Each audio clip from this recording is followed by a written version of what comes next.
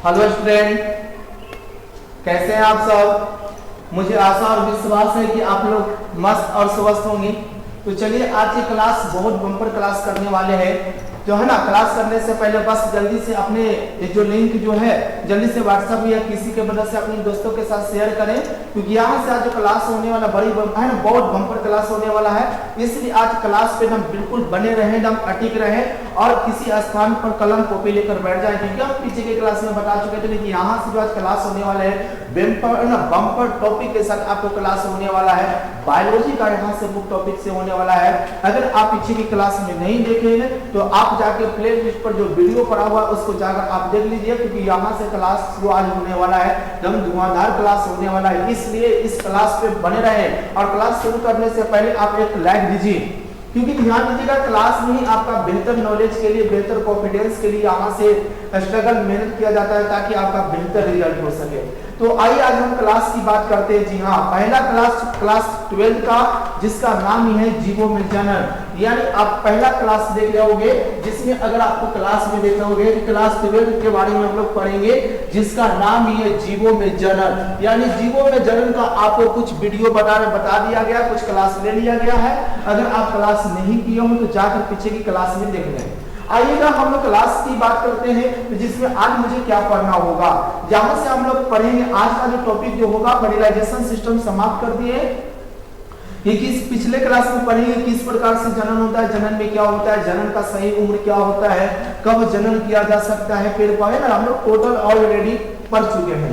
आज जो हम लोग पढ़ने वाले हैं कुछ ऐसे बारे में बात करेंगे कि जो हम लोग जन्म तो होता है, लेकिन जन्म जो करने की क्रिया जो होता है वो किस प्रकार से होता है। यानी जन्म हमारे तो सभी लोग संतान का जन्म लेते हैं, चाहे वो पेड़ पौधे हो, चाहे वो सूक्ष्म जीव हो, चाहे मानव हो, चाहे किसी भी प्रकार को हम यानी कहे कि एनिमल और प्लांट्स जो भी होते हैं सभी अपने जैसे संतान को जन्म देते हैं। लेकिन ये हमारा जन्म जो देने की जो क्रिया जो होता है वो कितने तरह का होता है, जिसमें कोई जीव जो होते हैं संतान को जो जन्म देते हैं वो अंडे के रूप में देते हैं। कोई जीव संतान को जो जन्म देते हैं वो संतान के भ्रूण के रूप में संतान को जन्म देते हैं। तो ये सब जनन जो करते हैं वो किस प्रकार से करते हैं। जो अंडे के रूप में संतान को जन्म देते हैं उसे हम लोग क्या करते हैं, जो जीव के रूप में संतान को जन्म देते हैं उसे हम लोग क्या करते हैं। तो इसी टॉपिक पे आज हम लोग बात करने वाले हैं, जिसी का नाम है, ध्यान दीजिएगा, कि वैसे जीव जो संतान को जो जन्म देते हैं वो संतान को जन्म देने का जो गुण होता है वो दो तरह का होता है। यानी पहला जो होता है जिसको हम लोग संतान को जो जन्म देता है उसे हम लोग कहते हैं प्रजक कहते हैं। क्या कहते हैं? प्रजक कहते हैं। यानी संतान को जो जन्म देता है वो देने की जो क्रिया करता है उसे हम लोग क्या करते हैं, प्रजक करते हैं। और इसी प्रजक को हम लोग दो भागों में बांटेंगे। ध्यान दीजिएगा, तब आप लोग वीडियो पे बने रहे और वीडियो को स्किप कर देखें, बिना है ना, वीडियो को स्किप नहीं चाहिए, क्योंकि स्किप कीजिएगा तो आपका वीडियो कहीं ना कहीं मिस्टेक आपके क्या हो जाएगा, यानी साइंस की दुनिया से आपको हट जाएगा। इसलिए वीडियो को बिना स्किप करके ही देखना है। प्रजक जो होते हैं वो दो प्रकार के प्रजक होते हैं। पहला जो प्रजक होते हैं अंड प्रजक होते हैं। पहला जो होते हैं वो अंड प्रजक होते हैं। यानी पहला जो आपका प्रजक जो मिलेगा वो अंड प्रजक मिलेगा, यानी ओविप्रोस मिलेगा। क्या मिलेगा? ओविप्रोस मिलेगा। ध्यान दीजिएगा, पहला जो प्रजक जो हुआ वो क्या कहलाया, ओविप्रोस कहलाया। और दूसरा जो प्रजक कहलाता है वो कौन सा प्रजक कहलाता है, जिसका नाम है सजीव प्रजक, यानी सजीव प्रजक। क्या है? सजीव प्रजक है, जिसको हम लोग कहते हैं विविप्रोस कहते हैं। क्या कहते हैं? विविप्रोस कहते हैं। ध्यान दीजिएगा, जरा गौर से ध्यान दो कि एक आपका हो गया, एक आपका हो गया यानी आपका अंड प्रजक, और एक आपका हो गया सजीव प्रजक। एक तो हो गया प्रजक के बारे में, तो अंड प्रजक क्या है और सजीव प्रजक क्या है। अगर आप ध्यान से देखिएगा अंड प्रजक, तो आंसर चलेगा कि अंड प्रजक किससे कहते हैं, तो कहेंगे कि वैसा जीव जो संतान को अंडे के रूप में उत्पत्ति करते हैं, अंडे के रूप में संतान को जन्म देते हैं, उसी को हम लोग कहते हैं अंड प्रजक कहते हैं। क्या कहते हैं हम लोग उसको? अंड प्रजक कहते हैं। यानी कहेंगे कि वैसा जीव है, वैसा जीव जो संतान को अंडे के रूप में, किसके रूप में? अंडे के रूप में विकसित करते हैं या जन्म देते हैं, तो वैसे जीव को हम लोग क्या कहते हैं, अंडप्रजक कहते हैं। जैसे एग्जाम्पल में क्या हो जाएगा बाबू, जैसे मुर्गी हो जाएगा, सांप हो जाएगा, है ना, सांप हो जाएगा, और क्या हो जाएगा, मुर्गी हो जाएगा, सांप हो जाएगा, बत्तख हो जाएगा। तो ये सब जितने भी प्रकार के जो होते हैं वो क्या करते हैं, अंडे की उत्पत्ति करते हैं, यानी संतान को अंडे के रूप में जन्म देते हैं। किसके रूप में देते हैं, अंडे के रूप में देते हैं। इसी को हम लोग कहते हैं अंडप्रजक कहते हैं। और जो सजीव, जो संतान के रूप में इसको कहेंगे को वैसा जीव, वैसा जीव या वैसा प्रजक जो, है ना, संतान को जन्म देता है, यानी संतति को जन्म देता है। संतति को कर सकते हैं, है ना, संतति को क्या करता है, जन्म देता है, या इसी को क्या कर सकते हो आप, भ्रूण के कर सकते हो, भ्रूण के रूप में जन्म देता है ना, देता है। तो उसे हम लोग क्या कहते हैं, आप ध्यान दीजिएगा, वैसे जीव को हम लोग क्या कहते हैं, सजीव प्रजक कहते हैं। वैसे जीव को हम लोग क्या कहते हैं, सजीव प्रजक कहते हैं। चलिए, तो हम लोग अंडप्रजक जैसे एग्जाम्पल में लेकर अगर हम लोग बात करते हैं, एग्जाम्पल में क्या होगा, जैसे हो जाएगा मानव होगा, है ना, कुत्ता होगा, बिल्ली होगा, है ना, ये सब जितने भी गाय होंगे, यानी इत्यादि प्रकार के जो होते हैं सभी क्या करते हैं, संतान को जन्म देते हैं। क्या देते हैं, संतान को देते हैं। तो क्लियर हुआ, जो अंडे के रूप में संतान को जन्म देंगे उसको अंडप्रजक कहते हैं, और जो संतति के रूप में, भ्रूण के रूप में शिशु का जन्म देते हैं, वैसे हम लोग क्या कहते हैं, उसे हम लोग कहते हैं सजीव प्रजक कहते हैं। ये क्लियर आपके लिए एकदम पूरी तरह से आप अपने कॉपी में जो है एकदम नोट्स करते चले, क्योंकि यहाँ से आपका बहुत आपका जो अनुभव होगा। इसलिए अगर आपको कहीं दिक्कत होता है तो आप इसका PDF भी ले सकते हैं, जिसमें आपको पीछे की टॉपिक में बता दिए कि अगर आपको PDF भी लेना है तो आप किसी माध्यम से प्ले स्टोर से जाके आप ऐप भी डाउनलोड कर सकते हैं। ऐप के भी नाम आपका मिल जाएगा, ऐप का भी नाम आपको मिल जाएगा, धनजीत राज से मिल जाएगा। ध्यान दीजिएगा, आपको धनजीत राज से वहां से भी जाकर PDF को डाउनलोड कर सकते हैं, या आप क्या कर सकते हो, टेलीग्राम पर भी कर सकते हो, है ना, टेलीग्राम पर भी ऐड्स कर सकते हो, 9661247150, इस पर भी आप मैसेज कर सकते हो, है ना, या किसी भी प्रकार से आप अपने PDF को ला सकते हो। PDF आपके पास आ जाएगा, PDF वहां से डाउनलोड कर सकते हैं। क्योंकि देखिए बात, है ना, क्लास ही स्टूडेंट आपके लिए बेहतर नॉलेज होता है, क्योंकि आपका क्लास आपके लिए कॉन्फिडेंस होता है। जितने बेहतर आप कॉन्फिडेंस लगाइएगा, अगर आप वीडियो को देखते हो तो वीडियो को एंटरटेनमेंट करके मत देखिए, क्योंकि ये वीडियो आपके लाइफ के लिए बहुत इंपॉर्टेंट होता है, क्योंकि स्टडी ही आपका महान बताता है। जिस तरह से आप अच्छे से स्टडी करोगे, आपका और आपका, है ना, पेरेंट्स का, आपका टीचर का एक मान सम्मान होता है। अगर आप यहाँ से हम स्टडी करा रहे हैं, वहां अगर आप बेहतर ज्ञान, बेहतर नॉलेज, बेहतर रिजल्ट के लिए आप, है ना, आप सफल उन्नति करते हो, तो यहाँ से मेरा जो कोशिश है वो सफल हो जाता है। आपके पीछे पेरेंट्स, गार्जियन का आपका जो भरोसा है, अगर आप अच्छे नंबर पे अगर मकाम पर पहुंच जाते हैं तो आपका पेरेंट्स से कहीं ना कहीं आपको हेल्प मिलेगा, आपको खुशी मिलेगा। तो इसलिए कहा गया है, अगर आप जो सपना सोच रहे हैं, अगर अपने सपनों को पूरा करने के लिए आपको मेहनत करना पड़ेगा, तो मेहनत करने के लिए आपको जलना पड़ेगा। कहा जाता है ना, कि सूरज में दिखेगा कि सूरज की तरह, है ना, सूरज की तरह चमकना है तो सूरज की तरह आपको जलना सीखना पड़ेगा।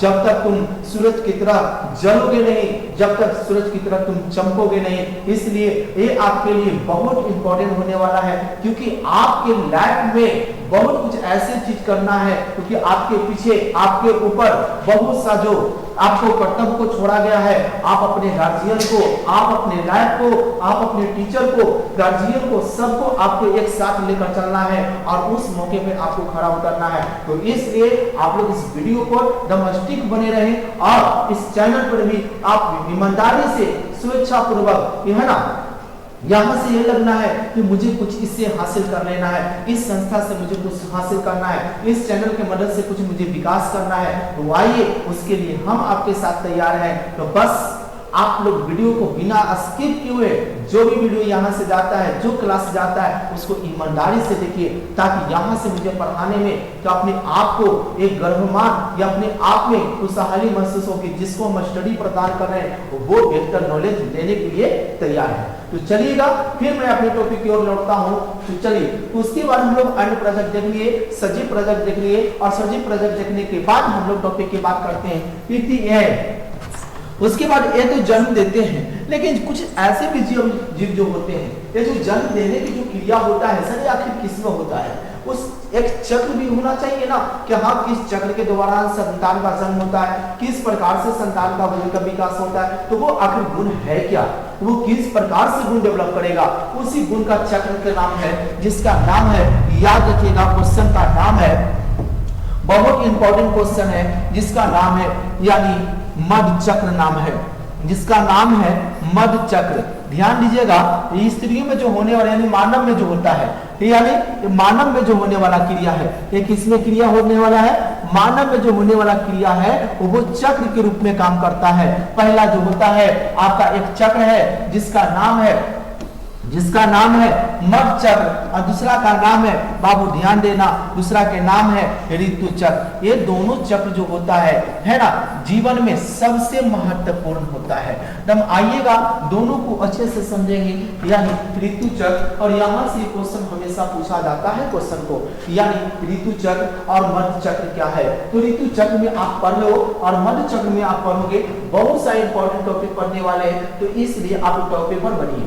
तो देखिएगा, सबसे पहले मध चक्र होता क्या है? मध चक्र जो होता है, ये जो होता है स्त्री और पुरुष दोनों में क्रियाएं संपन्न होते हैं, स्त्री में भी संपन्न होते हैं और पुरुष में भी संपन्न होते हैं। ये मध चक्र की क्रिया जो होता है कि स्त्री और पुरुष के शरीर में एक निश्चित उम्र के बाद, यानी कहेंगे कि मध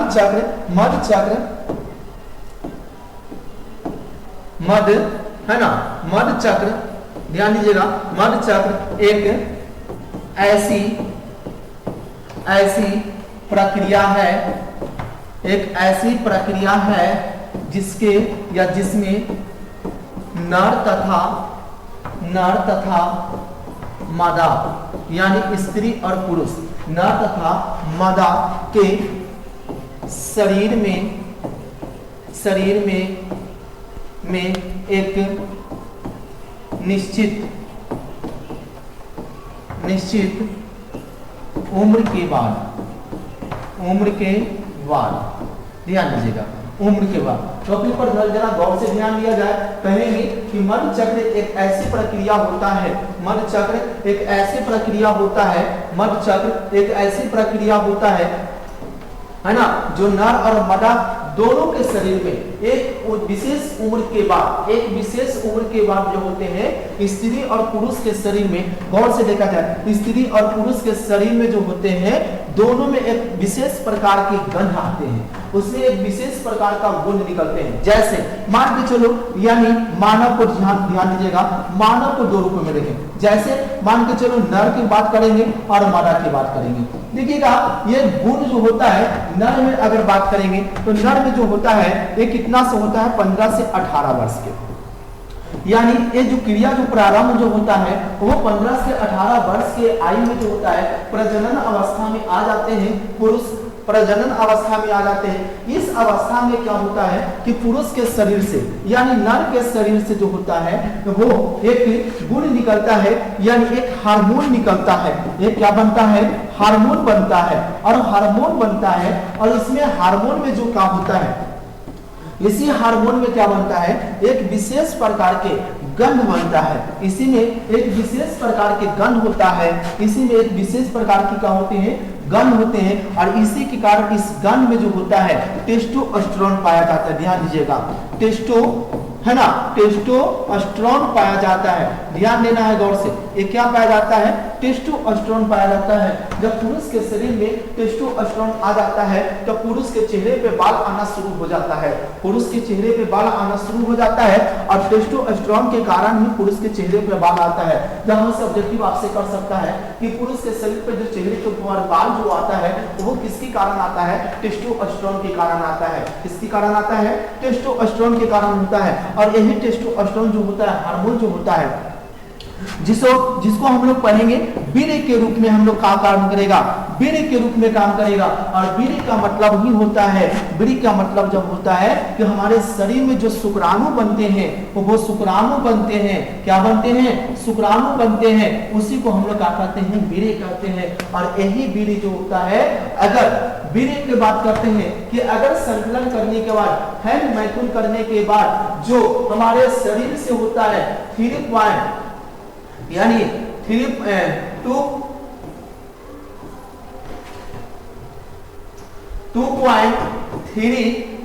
2.3 यानी ml से लेकर, है ना, 3.5 ml तक जो होता है हमारे शरीर से जो होता है वो उत्सर्जन होता है। अगर हम लोग संख्या की बात करें बाबू, तो संख्या ध्यान दीजिएगा, अगर ml ना बोल के अगर संख्या पूछ दे तो कितने संख्या होता है, यानी कहेंगे कि ध्यान दीजिएगा कि 20 लाख से लेकर कितने तक होता है बाबू, 40, कितना होता है,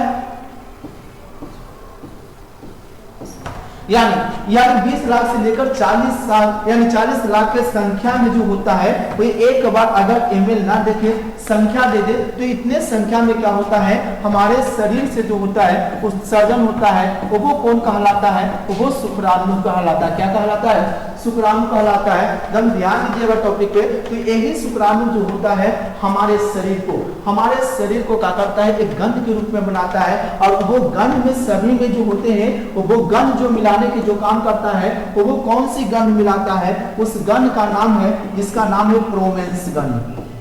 ध्यान दीजिएगा, कौन सी गंध होता है, प्रोमेंस गंध होता है। और इससे पुरुषों में होता है, जिसके कारण पुरुषों में जो होता है फर्टिलाइजेशन का गुण आ जाता है, निषेचन का गुण आ जाता है। तो ये तो आपका पुरुष के बारे में रहा कि जैसे उसका उम्र बढ़ होता है। लेकिन हाँ, यानी फिर से करेंगे कि ये जो होता है 15 से 18 वर्ष के आयु में क्या होते हैं, शुरू होते हैं। 15 से 18 वर्ष की आयु में शुरू होते हैं और इसका मृत्यु जो होता है आजीवन काल रहता है। कि जब तक एक पुरुष का मृत्यु न हो जाए जब तक उसके शरीर में स्पर्म बन सकते हैं, फर्टिलाइजेशन का गुण आ सकता है, इसमें कोई तरह का कोई डाउट नहीं है। कहा जाता है कि एक पुरुष में जो स्पर्म जो होते हैं वो अन्य जीवन काल तक चल सकता है, वो कभी कहना समाप्त होने वाला नहीं है। वो आजीवन काल जब तक एक पुरुष का मृत्यु ना हो जाए जब तक उसके शरीर में स्पर्म बन सकते हैं। यानी एक पुरुष जो होते हैं जब चाहते हैं जब शादी करते हैं, है ना।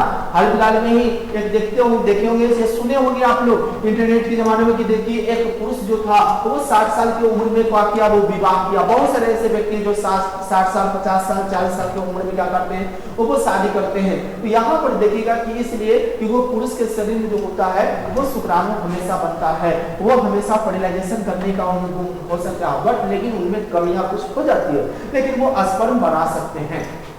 चलिए, तो याद रखिएगा कि शुरू यहाँ से होता है और आजीवन काल तक वो क्या करता है, चलते रहता है जब तक एक पुरुष का मृत्यु न हो जाए। क्लियर। उसके बाद हम लोग आगे की बात करेंगे, ध्यान दीजिएगा। उसके बाद अगर हम लोग बात करते हैं किसके बारे में, स्त्री के बारे में। किसके बारे में, अगर हम थोड़ा सा मादा के बारे में बात करें, किसके बारे में बात करेंगे, मादा के बारे में बात करेंगे, यानी स्त्री के बारे में। तो स्त्री में भी वही गुण होते हैं, स्त्री में वही गुण होते हैं। जब स्त्री का जन्म होते हैं बाबू, यानी एक प्रजनन अवस्था में आते हैं, तो कितने से 12 से लेकर 13 वर्ष के आयु में एक क्रिया शुरू हो जाती है।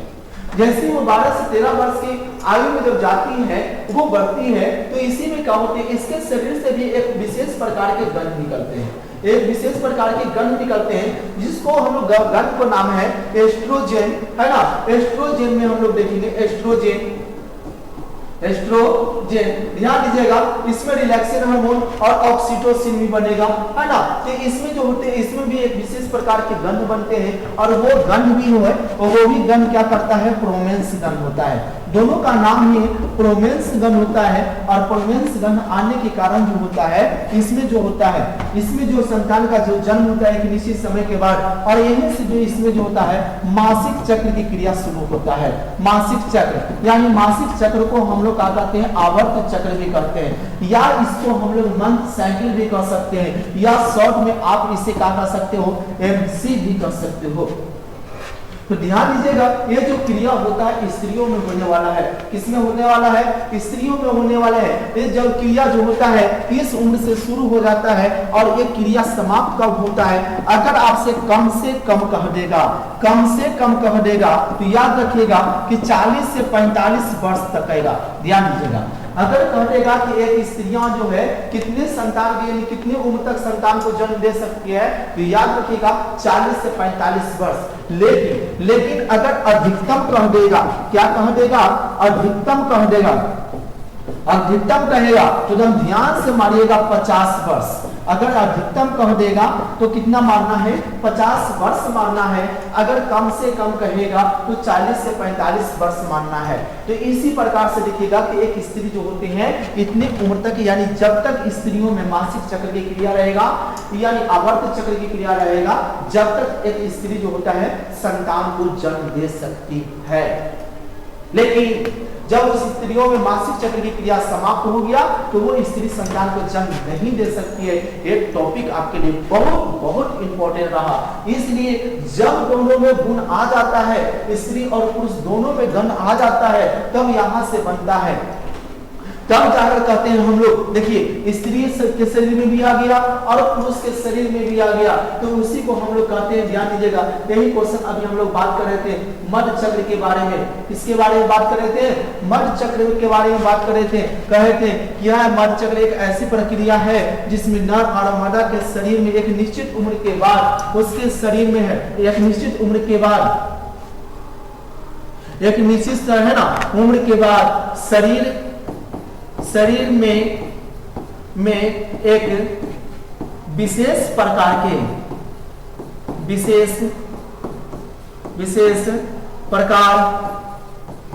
के गंध निकलता है। उस गंध का नाम है, ब्रैकेट में आप कर सकते हो, उस गंध का नाम है प्रोमेंस गंध। उस गंध का नाम क्या है? गंध को, एक विशेष प्रकार के गंध को कर लीजिएगा प्रोमेंस गंध। एक विशेष प्रकार के गंध निकलता है। आप लोग सब लोग को इसको स्क्रीनशॉट करते जाना। अगर स्क्रीनशॉट ना करोगे तो एकदम ध्यान से कुछ जो टॉपिक वाला पॉइंट वाला बात है उसको आप नोट्स करते चलना। उसके बाद पीडीएफ आपके पास अवेलेबल करा दिया जाएगा। उसके बाद जैसे देखिएगा ये सब संख्या बहुत इंपॉर्टेंट है, आप पढ़ोगे तो पता चलेगा कि एक बार हम है ना हैंड मैथुन करते समय कितना एमएल शुक्राणु निकलता है, कितने संख्या में होता है, इसलिए आपके लिए बेहतर है। तो वही ध्यान दीजिएगा, ये आपको बोल दिया कि ये जो होता है एक विशेष प्रकार के गंध निकलता है। एक विशेष प्रकार की क्या होता है? गंध निकलता है। उसी को हम लोग कहते हैं प्रोमेंस गंध कहते हैं। उसी को क्या कहते हैं हम लोग? प्रोमेंस गंध कहते हैं। और जैसे ही प्रोमेंस गंध होता है, जैसे ही प्रोमेंस गंध निकलता है तो क्या करता है? नर यानी पुरुष, नर और है ना पुरुष और स्त्री यानी मादा एक दूसरे को आकर्षित करने लगते हैं। एक दूसरे से हम लोग आकर्षित करते हैं। एक है ना स्त्री जो होता है वो पुरुष से आकर्षित हो जाता है और पुरुष जो है स्त्री से आकर्षित करता है। इसी को शायद हम लोग प्यार करते हैं। तो ध्यान दीजिएगा कि जब स्त्री और पुरुष के शरीर में प्रोमेंस गंध आता है तो ये प्यार का जो रूप जो होता है वो निखरता है। जब तक हमारे शरीर में प्रोमेंस गंध नहीं आएगा, जब तक हम ना स्त्री और पुरुष में कभी भी प्यार नहीं हो सकता है, क्योंकि प्यार करने के काम कौन करता है? प्रोमेंस गंध करता है। तो ध्यान दीजिएगा, ये प्यार नहीं होता है, एक दूसरे से अट्रैक्शन होता है। अट्रैक्शन के कारण एक दूसरे से लगाव हो जाता है। एक दूसरे को इतना लगाव हो जाता है कि एक दूसरे को प्रोमेंस गंध को पहचान हो जाता है। लेकिन दरअसल आप लोग को एक बात बताते हैं कि पुरुष की बात करते हैं तो पुरुष कभी किसी से साइंस टेक्नोलॉजी के माध्यम से, साइंस के माध्यम से, बायोलॉजी टेक्नोलॉजी की मुख्य रूप से बायोलॉजी से, अगर आप बायोलॉजी पढ़ोगे, अच्छे से जानकारी करोगे तो पुरुष कभी किसी से प्यार कर ही नहीं सकता है, प्रेम क्यों कर ही नहीं सकता है। क्यों नहीं कर सकता है? क्योंकि पुरुष के पास प्रेम नाम का कोई चीज है नहीं, क्योंकि उसके शरीर में एक ऐसे गंध निकलते हैं जिसमें प्यार का लेवल है नहीं। वो सिर्फ प्यार का है ना, वो प्यार का रूप नहीं जानते। सिर्फ उसमें क्या होता है? सिर्फ एक चीज होता है, अट्रैक्शन होता है, देखने का गुण होता है। पुरुष कभी किसी से प्रेम नहीं कर सकता है। पुरुष बस देखने का गुण, वो अच्छा लगा तो उसके प्रति हो गया, अगर उससे भी अच्छा लगा तो उसके प्रति हो जाए। पुरुष कभी किसी से प्रेम नहीं कर सकता है। सिर्फ पुरुष जो होता है अच्छे के तलाश में होता है कि इससे अच्छे बेहतर है, इससे अच्छे बेहतर वाले आउट हो, उससे बेहतर वाले अच्छा हो, है ना। तो ये पुरुष कभी किसी से प्रेम नहीं कर सकता है, याद रखिएगा।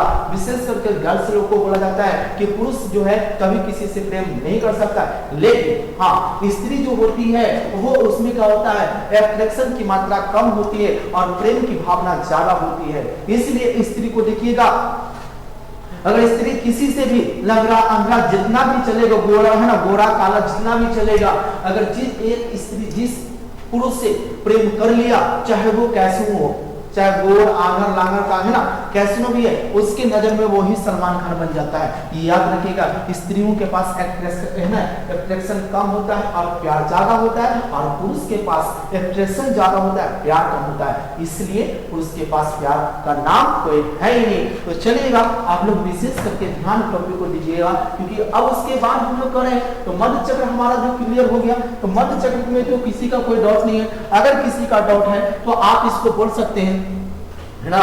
इसमें ध्यान दीजिएगा। अब हम लोग टॉपिक के बारे में किसके बारे में बात करेंगे, अब हम लोग को कुछ देखना है ऋतु चक्र के बारे में। किसके बारे में देखना है, ऋतु चक्र के बारे में देखना है। अब जो हम लोग को मध्य चक्र में सर एग्जाम्पल में हम लोग को क्या क्या पूछेगा, एग्जाम्पल में हम लोग को पूछने वाला है बहुत सारा टॉपिक पूछेगा।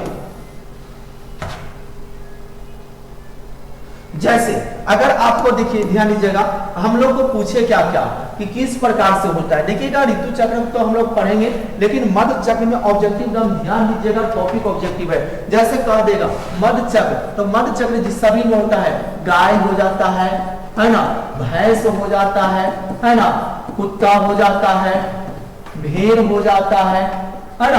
यानी कहने का मतलब स्त्री और पुरुष दोनों होता है। ऑब्जेक्टिव ऐसा क्वेश्चन रहेगा, कहेगा कि मध्य चक्र होते हैं, यानी भेड़, बकरी, कुत्ता, बिल्ली, यानी एक ऑप्शन रहेगा सभी का, सभी को टिक आउट करना है, क्योंकि मध्य चक्र स्त्री और पुरुष दोनों में होता है। आइएगा, हम लोग दूसरे टॉपिक की बात करेंगे, है ना। दूसरे टॉपिक है जिसका नाम ही हम लोग पढ़ लेते हैं, ऋतु चक्र। ऋतु चक्र ध्यान दीजिएगा, ऋतु चक्र क्या होता है। ऋतु चक्र जो होता है ये सिर्फ स्त्रियों में होता है। ये सिर्फ किस में होगा, ये जो होता है ये सिर्फ किस में होगा, स्त्रियों में होगा। ये सिर्फ किस में होता है, स्त्रियों में होता है। यह सिर्फ किस में होता है, स्त्रियों में होता है। एक निश्चित उम्र के बाद, अभी जस्ट बताए थे, एक निश्चित उम्र के बाद, एक निश्चित उम्र के बाद, एक निश्चित उम्र के बाद महिलाओं को स्त्रियों के शरीर से जब एक उम्र हो जाता है, जैसे स्त्री का उम्र 12 से 13 वर्ष बताए, तो उस समय स्त्रियों के शरीर में एक मासिक चक्र की क्रिया शुरू होती है। तो उसी को कह रहे हैं कि एक निश्चित सिर्फ स्त्रियों में होती है, ये सिर्फ मादा में होती है, और एक निश्चित उम्र के बाद, निश्चित उम्र के बाद जो होता है वो यानी शुरू होता है, और एक निश्चित समय के अंतराल पर वो बार बार दोहराते रहती है। यानी उसके जीवन में जो है वो बार बार दोहराते रहती है, बार बार दोहराने की क्रिया को यानी हम लोग क्या कहते हैं, ऋतु चक्र कहते हैं। और ऋतु चक्र सिर्फ किसमें होता है, स्त्रियों में होता है। यह सिर्फ किसमें होगा, स्त्रियों में होता है। तो याद रखिएगा कि ऋतु चक्र कहेंगे कि ऋतु चक्र एक ऐसी प्रक्रिया होती है जो, अब आंसर आप खुद लिखिएगा, कहिएगा कि ऋतु चक्र किसे कहते हैं। तो ऋतु चक्र उसी को कहते हैं कि यह जो ये है ना, यानी ऋतु चक्र एक ऐसी प्रक्रिया होती है जो सिर्फ स्त्रियों में संपन्न होता है, जो सिर्फ स्त्रियों में संपन्न होता है। किसमें होगा संपन्न, जो स्त्रियों में संपन्न होता है, जो एक निश्चित उम्र के बाद यानी निश्चित समय के अंतराल पर उसको शरीर में बार बार दोहराने की जो क्रिया करता है, बार बार दोहराते रहती है, इसी क्रिया को हम लोग कहते हैं ऋतु चक्र कहते हैं। एग्जाम्पल में याद रखिएगा, जैसे हो जाएगा मानव हो जाएगा, मानव हो जाएगा, यानी बंदर हो जाएगा जी, क्या हो जाएगा, बंदर हो जाएगा, चिंपांजी हो जाएगा। ये सब जो होते हैं, ये सभी में जो होते हैं मासिक चक्र की क्रिया होती है। क्या होती है, मासिक चक्र की क्रिया होती है, जो एक निश्चित समय अंतराल में शरीर से बार बार दोहराती रहती है, हमेशा दोहराते रहती है। उसी को हम लोग क्या कहते हैं, मासिक चक्र यानी ऋतु चक्र कहते हैं, जो हमेशा चलने वाला है, हमेशा चलते रहता है। इसी को हम लोग क्या कहते हैं, मासिक चक्र कहते हैं। और मासिक चक्र के बाद इतने तो हम लोग पढ़ लिए, अब हम लोग संतान को भी जन्म कर लिए, संतान को जन्म देने का जो भी गुण हो गया, लेकिन उसके बाद कुछ और ऐसे गुण होते हैं जो संतान को जो जन्म देते हैं, लेकिन उसमें गुण डेवलप होता है। क्या होता है, गुण डेवलप होता है। गुण बनता है, यानी जीवों का गुण होता है। क्या होता है? जीवों का गुण होता है। तो वो जीवों का गुण क्या होता है, ध्यान दीजिएगा। ये जीवों को जो गुण कहलाता है वो कहलाता है अगुणित रूप में होता है। क्या होता है? अगुणित होता है। और क्या होता है? द्विगुणित होता है, यानी द्विगुणित होता है। क्या होता है? द्विगुणित होता है। तो ध्यान दीजिएगा अगुणित और द्विगुणित पर, एक छोटा सा टॉपिक आप ध्यान दीजिएगा। कहेंगे अगुणित और द्विगुणित क्या है? कहेंगे अगुणित का मतलब होता है जनक के आदि।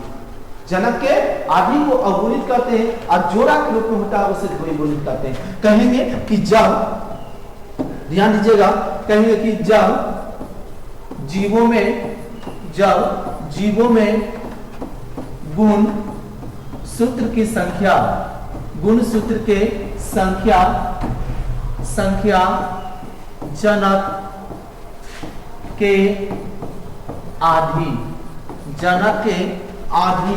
होती है, जनक के आधी होती है, तो उसे अगुणित कहते हैं। क्या कहते हैं? उसे अगुणित कहते हैं। उसे क्या कहते हैं? अगुणित कहते हैं, जिसे हम लोग n द्वारा सूचित किया जाता है। किसके द्वारा सूचित करेंगे? n द्वारा सूचित करेंगे, यानी जनक के आधा होगा उसको हम लोग कहते हैं अगुणित कहते हैं। और इसी तरह से लिख देना है द्विगुणित। जब जीवों में गुण सूत्र की संख्या, जब जीवों में गुण सूत्र की संख्या है ना, जनक यानी जोड़ा के रूप में होता है। क्या कर देना है?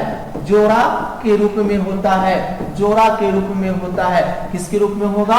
जोड़ा के रूप में होता है। उसी को हम लोग कहते हैं द्विगुणित कहते हैं। इसे हम लोग क्या से सूचित करते हैं? 2n से सूचित करते हैं। यहाँ से ऑब्जेक्टिव से बहुत पूछता है, ध्यान दीजिएगा। और कौन अगुणित होता है, कौन द्विगुणित होता है, टोटल हम आप लोग को बताएंगे कि किसमें अगुणित और किसमें द्विगुणित होते हैं। तो हम लोग क्लियर हुआ अगुणित, जिसमें यानी गुण सूत्र की संख्या जनक के आधी होगी, अगुणित कहलाएगा। और द्विगुणित मतलब जोड़ा के रूप में होगा, उसी को हम लोग कहते हैं द्विगुणित कहते हैं। लेकिन कुछ और भी टॉपिक आपका है, एक चलता है जिसका नाम ही है त्रिगुणित। क्या नाम है? त्रिगुणित। कहीं कहीं क्वेश्चन पूछ देता है, ध्यान दीजिएगा। त्रिगुणित क्या है? जिसमें आपको क्वेश्चन कहीं कहीं देखने को मिल जाता है त्रिगुणित, है ना। तो यहाँ पर त्रिगुणित उसी को कहते हैं कि इसमें जो होता है अगुणित और द्विगुणित जब आपस में मिलकर, है ना, आपस में मिलकर जिसका गुण, जिस जीव का निर्माण करते हैं उसी को हम लोग कहते हैं त्रिगुणित करते हैं। जैसे यानी n+2n बराबर मिलेगा तो बनेगा 3n। 3n किसमें होता है? भ्रूण कोश में होता है। किसमें होता है? भ्रूण कोश में होता है। जहां से ये ऑब्जेक्टिव पूछ सकता है कि भ्रूण कोश में गुण सूत्र की संख्या कितनी होती है, तो क्या होती है? 3n होती है। इसमें अगुणित और द्विगुणित आपस में मिल के काम करते हैं। क्या करते हैं?